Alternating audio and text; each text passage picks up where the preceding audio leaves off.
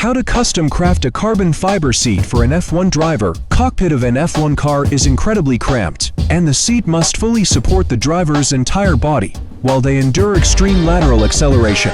Therefore, the first step is to create a mold of the driver's seating position. There are two methods for creating this mold. The first is the traditional foam filling method, injecting expanding foam material into the gaps between the driver and the cockpit. However, the degree of expansion is difficult to control, and the material generates heat as it cures. The driver must endure this heat, sitting perfectly still like a statue. The second method, currently the industry standard, is the vacuum molding bead bag technique. The bag contains tens of thousands of tiny plastic beads. Once seated inside, the driver can make repeated adjustments, shifting the beads around wherever the fit feels imperfect. Once the seating position is deemed satisfactory, resin is introduced and a vacuum is applied.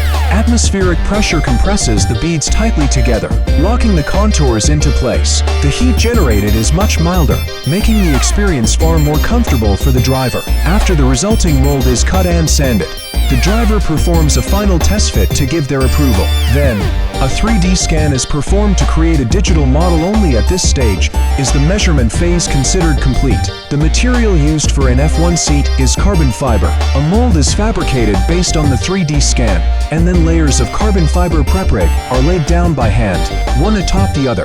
This step must be performed manually, as the curved surfaces of the seat are simply too complex.